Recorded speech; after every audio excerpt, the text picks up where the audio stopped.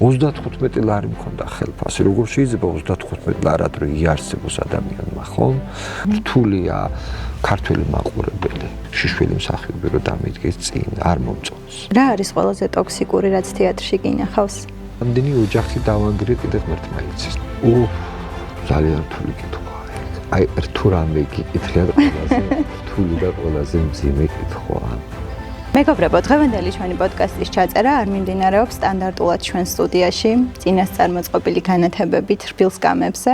ჩვენ დღეს ვიმყოფებით დამოუკიდებელი თეატრი ნომერ 1-ის სცენაზე. იქ, სადაც ადამიანები თამაშობენ სხვის ცხოვრებას, სადაც ემოციები ნამდვილია, მაგრამ ისტორიების უმეტესობა გამოგონილი. მე ვარ მარიამი, თქვენ უყურებთ დაფნეს პოდკასტს და დღევანდელი ჩვენი სტუმარიც და ასე რომ ვთქვათ მასპინძელიც არის დამოუკიდებელი თეატრი ნომერ 1-ის დამფუძნებელი, დირექტორი, მსახიობი, რეჟისორი კიაზო ჯობავა. კიაზო, მოგესალმები, ძალიან დიდი მადლობა პირველ რიგში ჩემს პოდკასტში მონაწილეობისთვის და ძალიან დიდი მადლობა იმისთვის, რომ აი ასეთი ჯადოსნური გარემო შეგვექმენი. მადლობა თქვენ. მაყურებელი ხედავს სპექტაკლს როგორც მზა პროდუქტს. რა ხდება მანამ, სანამ მაყურებლამდე მოვა სპექტაკლი? მანამდე არის რაც ხდება, ამაშია საქმე. მაყურებელი ხედავს გამზადებულ წარმოდგენას და უკრავს ტაშს, მოსწონს ან არ მოსწონს. მაგრამ სანამ იქამდე მივალთ, გავდივართ უდიდეს შრომას, არა მარტო რეჟისორი და მსახიობი, არამედ შრომობ ძალიან ბევრი ადამიანი ამისთვის. გრიმიორი, კოსტუმერი, განათება, გახმოვანება, სცენის მემანქანეები, სპექტაკლის უხილავი მონაწილეები, რომლებიც არ ჩანს სცენაზე, მხოლოდ ჩანს მსახიობები და თუ საპრემიერო ჩვენება არის, რა თქმა უნდა, რეჟისორი გადის პაკლონზე. მზადების პროცესი მიდის, მსახიობი გრიმს იკეთებს, იცმევს, ემზადება ამისთვის, ვიღაცა ტექსტ გადის კულისებში, ვიღაცა ტექსტ არ გადის, ვიღაცა როგორც ახლა დღევანდელი ცხოვრება, ვიღაცა ტელეფონით არის რაღაცას იღებს და კულისებში ჩათვალეთ, რომ კიდევ ერთი სხვა სპექტაკლი მიდის, რეალური, რასაც ქვია. რომელია ახლა დადგმული სპექტაკლისთვის კულმინაციური მომენტი, პრემიერა თუ პრემიერის შემდგომ? ვიღაცა თვლის, რომ პრემიერა არის. აი მე მაგალითად არ ვთვლი. იმიტომ რომ პრემიერის დროს ყოველთვის არის ცოტა დაძაბულობა ხდება. მე რა თქმა უნდა სპექტაკლს ჭირდება გადათამაშება, ჭირდება რომ შეიკვრას, რაც არ უნდა კარგად იყოს დადგმული, მზად იყოს მსახიობი ამისთვის და არა მარტო მსახიობის ირგვლივ ვინც არის კიდევ, მაინც მოსდევს ამა ძალიან დიდი მღელვარობა, მოსდევს რაღაცა არზის ფერში არ არის. მე უკვე რამოდენიმე ჩვენების მერე გადათამაშდება რაღაცნაირად უფრო უკეთესად იკვრება სპექტაკლი და მე ვთვლი რომ უფრო პრემიერა ის მერე რამოდენიმე თამაშის მერე რა თქმა უნდა უფრო უკეთესი არის და მეც შეიძლება უფრო მეტი კმაყოფილი ვიყო ამ დროს.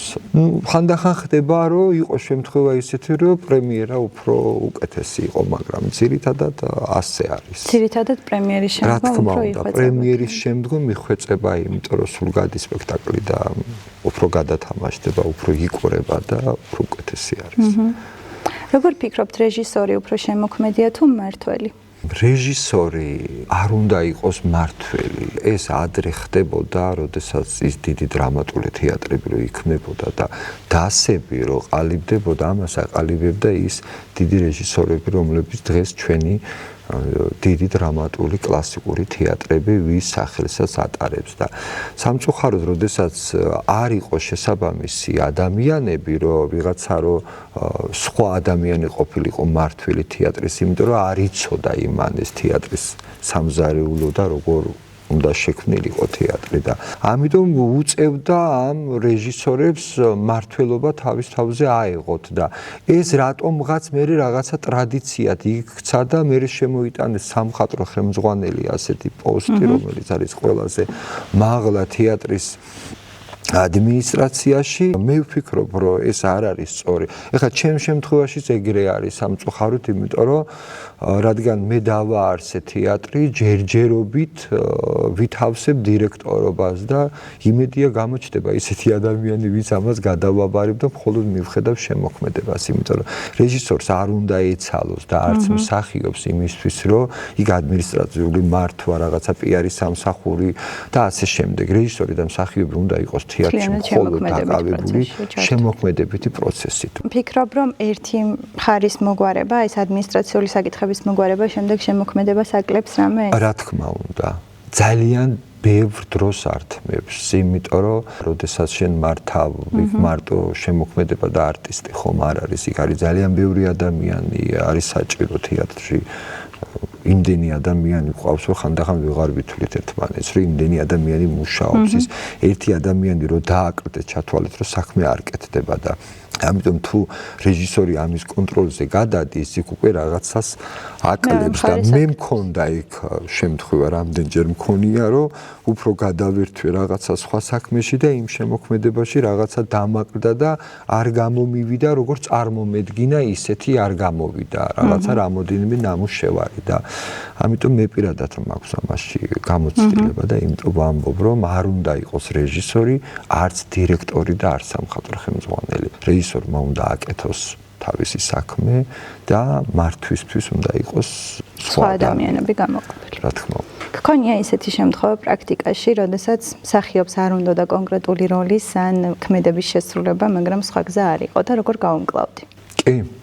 მქონია და ცოცხალ მაგალითს გეტყვით ხა, სულ რაღაცა რამოდენიმე თვის წინ დავდგი კაცი ადამიანი და რომელიც თამაშობს ყველასთვის საყვარელი და უნიჭიერესი ნინო ლეჟავა დარეჯანს. დარეჯანი ითამაშა, იმიტომ რომ სხვა გზა არ იყო. აი პირდაპირ ვამბობ ამას, ბევრჯერ მითხრა რომ კი ასო დარეჯანი არ არის ჩემი, ხომ იცი, მაგრამ სამწუხაროდ სხვა გზა არ ვქონდა და უნდა ეთამაშა და ნუ რა თქმა უნდა გაართვა თავი და ეხლა ნინომ რო არ გაართვას როლს თავი ასეთი. მაგრამ გულის სიღრმეში ყველა ვიცოდით რომ ეს არ უნდა. ეხლა მე ხო ვიცოდი ეს აი რეპეტიციების დროს ცოტა რთული არტისტია ნინო, იმიტომ რომ ჭკვიანია, ნიჭიერი არტისტთან ცოტა რთულია მუშაობა, იმიტომ რომ ბევრი კითხვები ჩდება იქ და სამწუხაროდ ხანდახან გაურბივართ რეჟისორები ამას. და ამიტომ წარმოიდგინეთ, ანუ რა ხდება შიდა სამზარეულოში, რომელიც ამას მაყურებელი ვერ ხედავს. ხანდახან ეს ხდება ჰარმონიით, ხანდახან ხდება ცოტა ხმამაღალი დიალოგით, კონფლიქტით და ასე შემდეგ. მაგრამ ეს ის კონფლიქტი არ არის, რომ დავხოცოთ ერთმანეთი. შემოქმედებითი კამათი, რასაც ჩვენ ვუწოდებთ. ხდება ხოლმე ისე, რომ სპექტაკლზე მუშაობისას მსახიობი თავის აზრს გეუბნებათ, მაგრამ თქვენ საზრთან ეს არ არის ახლოს და ამ დროს როგორ იქცევით? ითვალისწინებთ თუ არა მსახიობის მოსაზრებას და შეხედულებას? რა თქმა უნდა, ვითვალისწინებ, იმიტომ რომ ყოველთვის ვცდილობ, რომ მსახიობმა ჯერ თავისი გააკეთოს. იმიტომ რომ უნდა მიცემ მსახიობს იმის საშუალება, რომ ეძებოს გმირი და თუ აცდა იმ რეალობას, უსწორებ მე რომ ცოტა ის უნდა შევცვალო, ცოტა ასე უნდა შევცვალო და ასე მივყვებით ერთმანეთს და ვქნით მე ერთად. არის შემთხვევა, რომელიც საერთოდ არ ვერევი გმირის შექმნაში, თვითონ ქმნის, ისე ბრწყინვალედ აკეთებს, ართმევს თავს. როგორია ერთი ჩვეულებრივი დღე შენთვის, როგორც რეჟისორისთვის? დილით ადგომა იმ წუთას თეატრზე გადასვლა გონებით, მზადება იმისთვის, რომ წამოვიდე თეატრში და ეს არის ჩვეულებრივი დღე.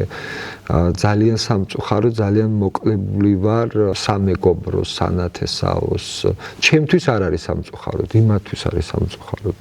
ჩემი ცხოვრება არის თეატრის იქით, ალბათ არ ვიცი, თუ რამე ხდება. გონია, რომ რეჟისორის გონება არასდროს ისვენებს.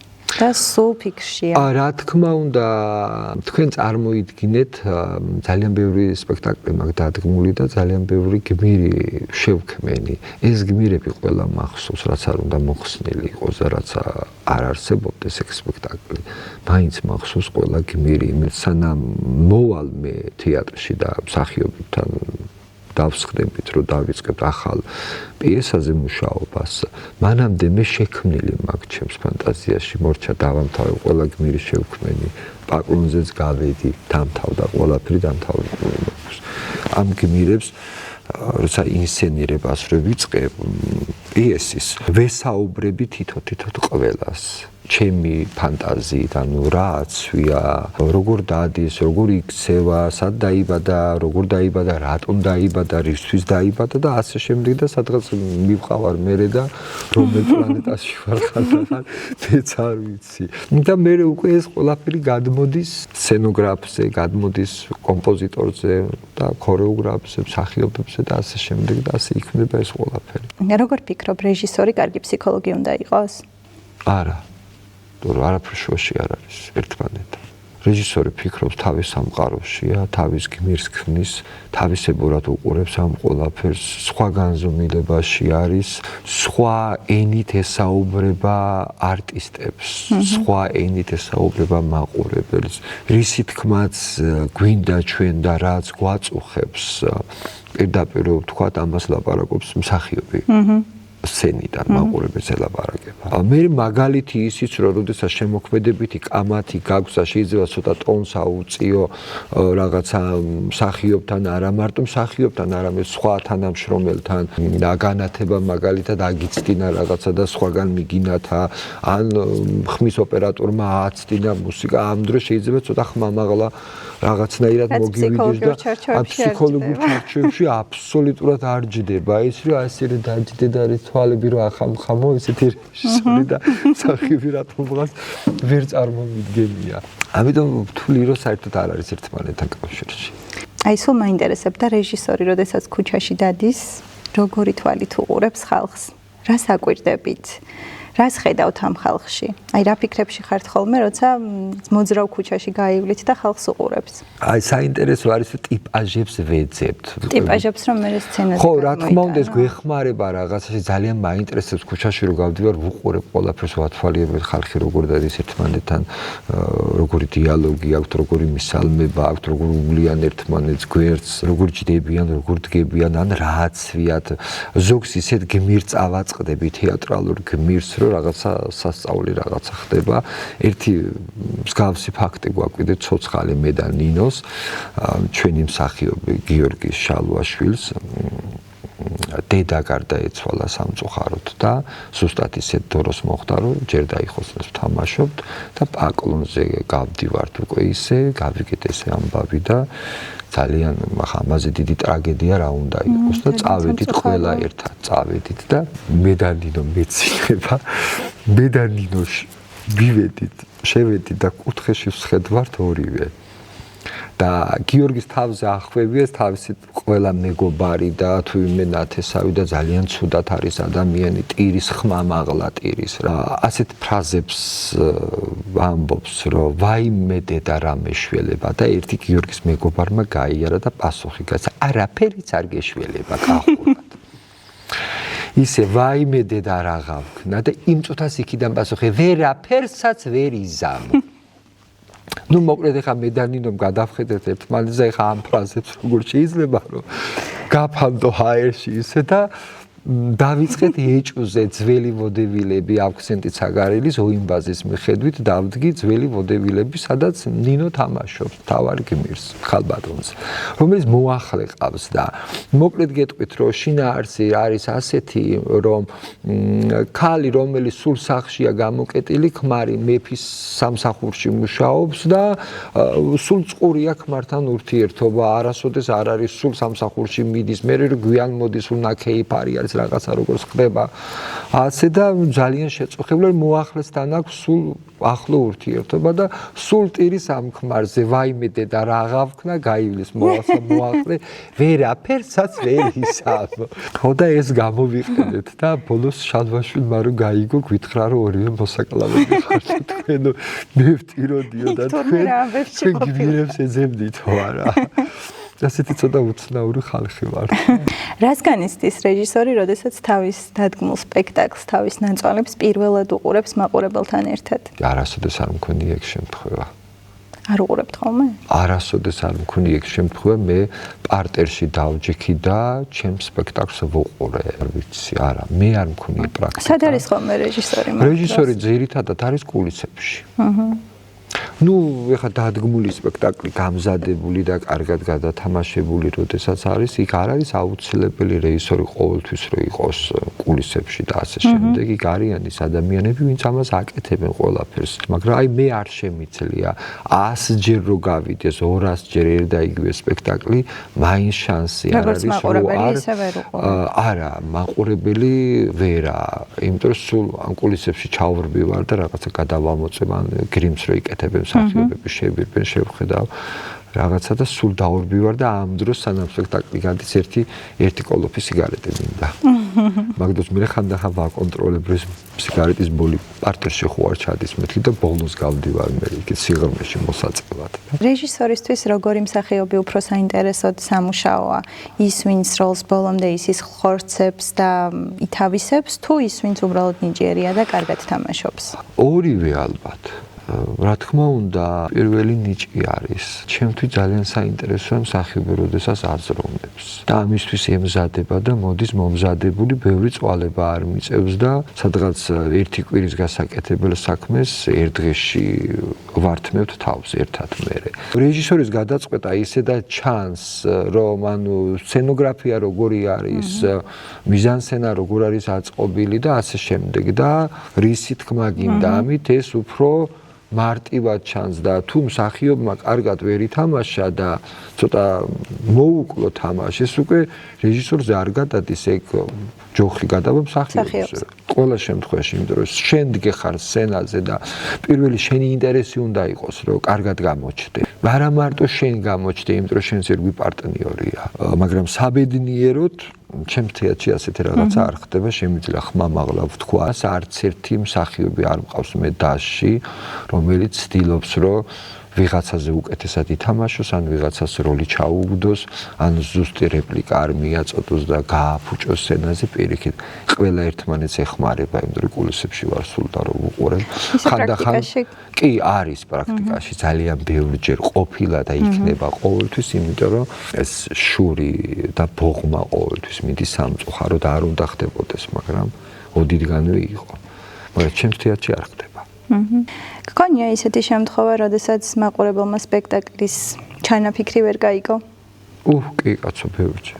კაცი ადამიანის პრემიერა რომ მქონდა, პირველ ჩვენებაზე იყო დაპატიჟებული სტუმრები მოვიწვიეთ და ნახევარზე მეტმა ვერ გაიგო რა ხდებოდა, იმიტომ რომ ყველა ელოდებოდა იმ ლუარსაბ და დარეჯანს, რომელიც ჭამის მეტი არაფერი არ უნდათ და ლამაზისეული, რომელიც ჭუჭყიანი ბოდიში ამ სიტყვის და რაღაცა ისეთი მოუწესრიგებელი ლამაზისეული გამოჩნდებოდა.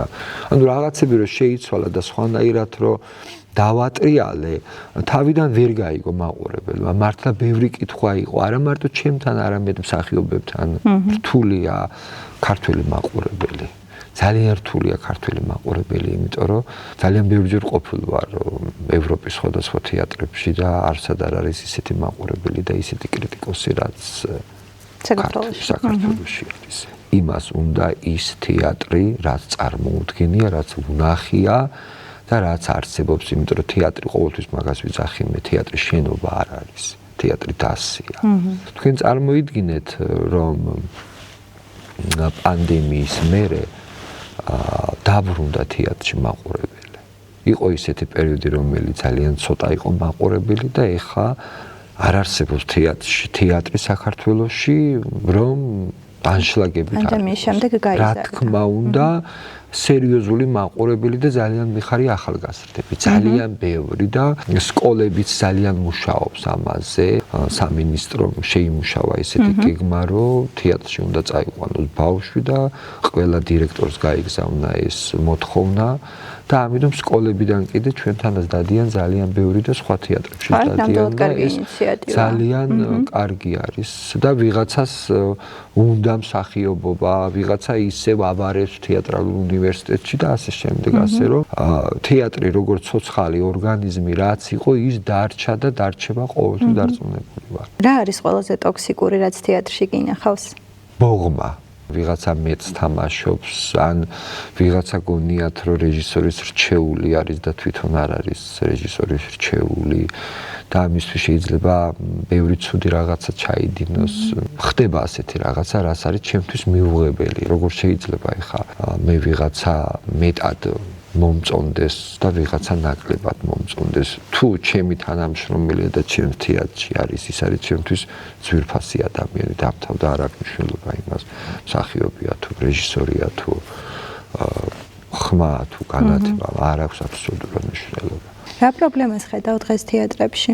ცოტა მეტი ყურადღება ჭირდება ზემდგომი, რა თქმა უნდა, მეტი ყურადღება ჭირდება თეატრს, ჭირდება რეანიმაცია თეატრს, არა მარტო შენობას, არამედ დასჭირდება, მეტი მსახიობი გჭირდება, ახალი ნიჭიერი თაობა მოდის.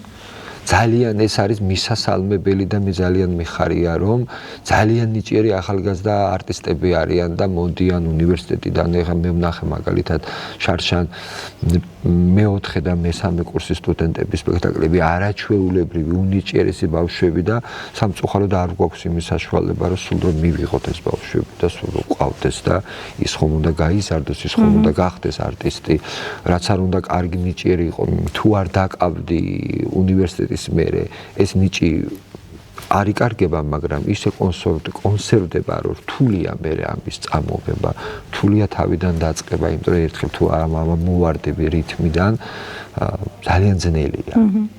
და ამიტომ მეტი რაღაცა გვჭირდება ამით, რომ მეტი ყურადღება გვინდა იმით, რომ ჩარჩოებში რო არ ვიყოთ, აი ამას ვისურვებდი. როგორ იღებ გადაწყვეტილებას, როდესაც კონკრეტული როლისთვის არჩევ მსახიობს? ძალიან მიჭირს მაგ დროს. ყველანაირად, ფიზიკურადაც და გოლებრივადაც ყველანაირად მიჭირს, იმიტომ რომ 100 ჯერ ვფიქრობ ერთა იგივეს, რომ არ შევცდე. იმიტომ რომ როდესაც რომ მსახიობს როლს რომ მიცემ და მე რომ გადანაცვლებას რომ გაუკეთებ, ანუ ერთიდან სხვაგან გადაიყვან მოხსნიკ და იქ გადაიყვან იქ ძალიან ძნელია. ჩემს ირგვლივ არიან, ვინც ვიცი რომ აქრჩევას მივიღებ იმ ადამიანებისგან და ვუყვები ამ ყველაფერს, ანუ ისი გაკეთება მინდა, აი არ ასეთი გმირი მინდა, აბა შენი აზრი მაინტერესებს, ვუსმენ ყველას და მე ვიღებ ამ გადაწყვეტილებას, რომ ზუსტად დავამტკიცო იმ როლზე ისეთი ადამიანი, ისეთი რომ კარგად გაართმევს თავს. ხო, ეგ ჩემთვის სიურპრიზი იყო, რომ გადანაცვლება ხდება, ანუ შეიძლება რომ რეჟისორმა აი ბოლო წუთს შეგვიძლია გავუშვათ მსახიობი ყოფილა. მქონია მე შემთხვევა ისეთი, რომელიც გამიშვია მსახიობი პრაგულებს, რომ კი, ანუ გენერალურ რეპეტიციები რო გვაქვს, ისე მომიხსნია მსახიობი და გამიშვია როლიდან. კი, ხანდახან ვარ სასტიკი. ხდება ასეთი რაღაცა. მიუხედავად იმისა, ეს არ მინდა ყოველთვის, ანუ მსახიობის გაშვება არის ჩემთვის სიკვდილი დამიჯერეთ, იმიტომ რომ იმ ადამიანს, ანუ კლავ ასე გამოდის. რა განსაზღვრავს სპექტაკლის წარმატებას? რა არის საზომი, რომ სპექტაკლი წარმატებულია? არ ვიცი. ამას გულით გეუბნები. კოთა ანშლაგი განიშნებს ამ ყველაფერს, თუ ანშლაგს არ აქვს მნიშვნელობა? არა, როგორ არ აქვს მნიშვნელობა. შეიძლება ანშლაგი იყოს და საერთოდ არ მომწონდეს ეს სპექტაკლი რა, მე თვითონ არ მომწონდეს. 100 ჯერ რო გავიდეს ერთ და იგივე სპექტაკლი კულისებში რომ დგება, სულ პოულობს შეცდომას ჩემს თავში. მსახიობებში არა. აი ამის გაკეთება უკეთესად შეიძლებოდა. იმიტომ რომ ეთყობა იმ დროს, როდესაც რომ მუშაობ, ვერ ვხედავ და უკვე რომ სხვა თვალით შევხედავ და უკვე ცოტა დამშვიდებული გონებით ვიდრე სამუშაო პროცესში, ბევრ რაღაცას შეცდომებს პოულობ. პირიქით თუ ყოფილა, რომ ბოლომდე კმაყოფილი ყოფილხარ შენი ნამუშევრით? არა. არასოდეს? არასოდეს. იმიტომ რომ სულ რაღაცა მრჩება. დაუმთავრებელი ეს პერიოდი. რა არის ის მცდარი წარმოდგენა, რასაც თეატრალური უნივერსიტეტის პირველ კურსელებს არეუბნებიან და შემდეგ სხვა რეალობა ხდებათ? ძალიან რთული კითხვა ეგ. აი რთულ რამე გიკითხეთ ყველაზე რთული და ყველაზე მძიმე კითხვა. იმ რეალური ფაქტი რის წინაშე წარსდგება ცხოვრებაში, ამას არავინ არ ეუბნება, ამაშია საქმე. ჩააბარა გახდა სტუდენტი და ჩვეულებრივად იწყებს მსახიობის ოსტატობაზე მუშაობას, მეტყველებას, მაგრამ იმუნიტეტი უნდა კონდეს რეჟისორს და მსახიობს. იმუნიტეტი რისთვის? რომ გაუძლოს დროს. თეატრს აქვს ასეთი თვისება, ან მიგიღებს, ან არ მიგიღებს. ან შეგაძულებს და საერთოდ უარს გათქმევინებს ამ ყველაფერზე, ან თუ შეგიყვარა იმის იქით ვერ წახვამ. თუნდაც ფინანსური ავიღოთ. თქვენ წარმოიდგინეთ, მე პირველად 35 ლარი მქონდა ხელფასი. როგორ შეიძლება 35 ლარად რო იარსებოს ადამიანმა, ხომ? თუ ძლიერი არ ახარ შინაგანად, ვერასოდეს ვერ იქნები წარმატებული რეჟისორი და მსახიობი. ძალიან ბევრი წინააღმდეგობა გვხვდება. ისეთი წინააღმდეგობები, რომელიც ამას მაყურებელი ვერ ხედავს, ჩვენ რაგასაც გავდივართ. დროის კუთხით თუ აქვთ მზაობა და ესეც ხომ არ არის ერთ-ერთი პრობლემა, რომ არ არიან მზად მთლიანად ამ პროფესიაში იყვნენ. კი, სამწუხაროდ ეგეც არის. თუ ხელოვანი ადამიანი მე მაგ ზოგადად რეჟისორ და მსახიობზე საუბარი დანარჩენი არ ვიცი. დროს თუ გზნობს ის, იქ არაფერი არ გამოვა. ძალიან დიდი ენერგია გვაქვს ზოგადად მსახიობებს და რეჟისორებს. ისეთი ენერგია, რომ ხანდახან ვამბობ, რომ შეიძლება შენობა ავწიოთ. შინაგანი ენერგია მოდის, ეს თუ არ გავუშვი შენ, გაგიშდები, ისედაც გიჟები ვარ და საერთოდ გააფრენ.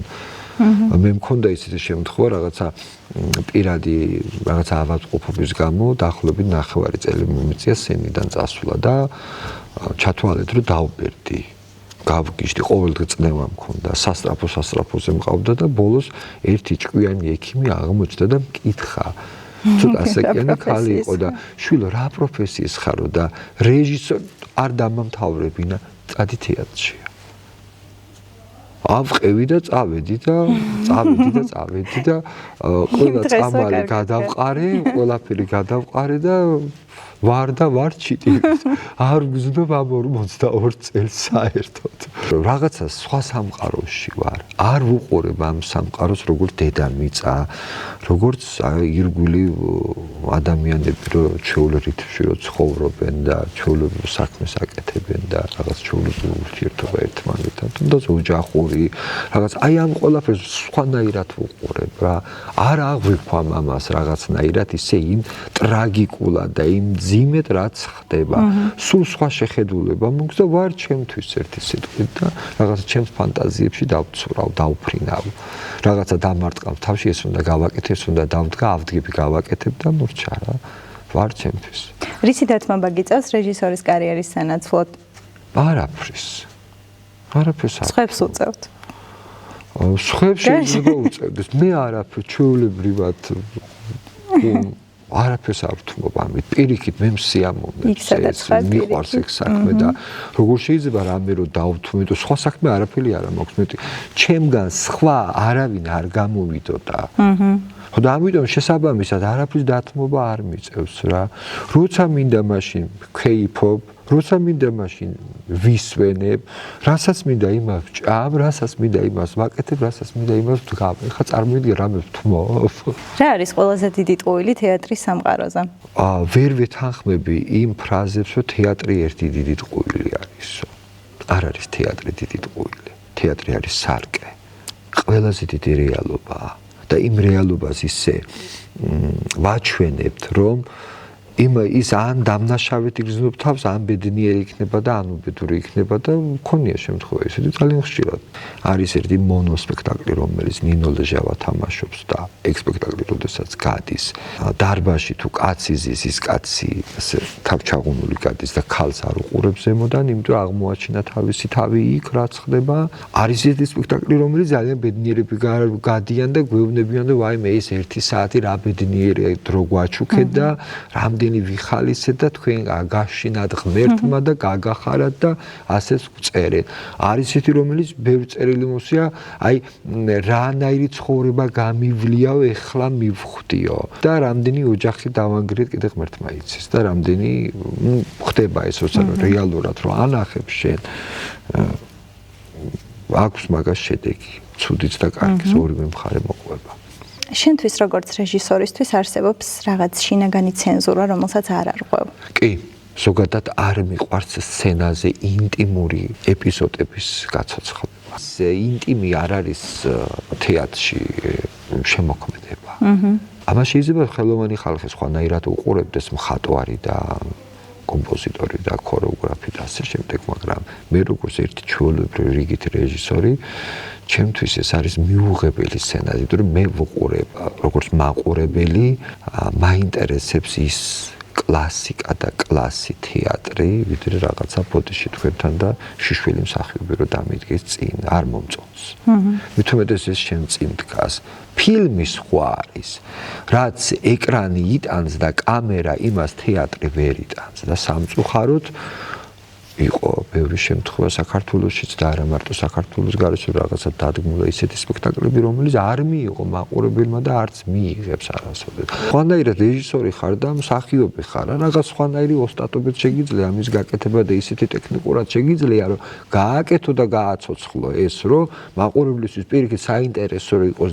ქონია შემთხვევა და არის ისეთი პიესები, რომლებიც არის საჭირო, მაგრამ ამას ვაკეთებთ ისე ტექნიკურად და ისე ლაითად, რომ პირიქით მაყურებელს მოწონს და ტაშ უყრავს და ის არასოდეს არ იტყვის, რომ აი ბავშვი მოვიყვანე თეატრში და ეს რა იყო. რატომ ტოვებენ მსახიობები თეატრს იმის მიუხედავად, რომ ძალიან უყვართ ეს საქმე? აი სწორედ ის კითხვას უბრუნდებით თეატრალურ უნივერსიტეტთან დაკავშირებით, რაც დამისვით, აი ეგ არის, რომ ის არ არის შემზადებული იმისთვის თავიდან. და არ აქვს იმ პირველი ანბანის შესწავლას, როდესაც იწყებს არტისტი, იქიდან არ იწყებს ბრძოლას. შეიძლება რომ ეს სამსახიობო კარიერის რამდენიმე წლის თავზე მოხდეს და არა აუცილებლად დასაწყისში? ნებისმიერ დროს შეიძლება მოხდეს ეს, ნებისმიერ დასაწყისში შეიძლება იყოს შუაში და დასასრულშიც. რას ნიშნავს ის სცენის მტვერი, რომელიც ამ სფეროს წარმომადგენლებს ასე ათრობთ და ხიბლავთ? სცენა როგორც თქვი ისე, რომ ან შეგაყვარებს თავს, ან შეგაძულებს თავს. მაგრამ თუ შენ მსახიობი ხარ და რეჟისორი და თუ ერთხელ გაივლი იქ ყოველთვის წყურია ამაშია საქმე. რაღაცა მე ვიღაცამის რაღაცა ისეთი რომანტიული რაღაცით ფრაზებით შეამკო სცენის მტვერი და რაღაც. ხო, რა თქმა უნდა, მეტაფორულია და რაღაცა შეამკვეს რაღაცა და არის ესეთი შემთხვევა, რომელიც სცენის მტვერი კი არა, ძალიან თამაშობს მსახიობი, სულ არ უნდა თამაში. იძულებულია სამსახურშია და უნდა ითამაშოს. და ეხლა სად არის მე მტვერი? ძალიან მაინტერესებს. გაქრა. ან ზედმეტად გაიწმინდა, ხო? გაიწმინდა. ხო. რომ არა სცენა ვინ იქნებოდა კიაზო ჯობავა? ალბათ არავინ. ანუ 100 ჯერ რომ მქონდეს იმის საშუალება, რომ ავირჩიო, პროფესია იგივე ავირჩიო, არავინ არ გამომდოდა ჩემგან. ცდილობა მქონდა 1-2 რაღაცა სხვა რაღაცისკენ, მაგრამ არა იმ წუთას ვიმივხვდი, რომ ეს არ იყო ჩემი საქმე და არ არსებობს. სხვა არავინ. კიაზო, ძალიან საინტერესო იყო. ძალიან დიდი მადლობა კიდევ ერთხელ, რომ ჩემი პოდკასტის სტუმარი იყავი. არ ვიცი რა დრო გავიდა, რაც აქვს ვივართ, იმდენად გაბატრული გისმენდი და იმდენად საინტერესო გამოცდილება იყო ჩემთვის და იმედია, რომ მაყურებლისთვისაც ასევე იქნება. ძალიან დიდი მადლობა კიდევ ერთხელ აი ამ ჯადოსნური გარემოს შექმნისთვის. მადლობა თქვენ და მადლობა თქვენს მაყურებელს. მეგობრებო, ჩვენ დროებით გემშვიდობებით. მომავალ შეხვედრამდე.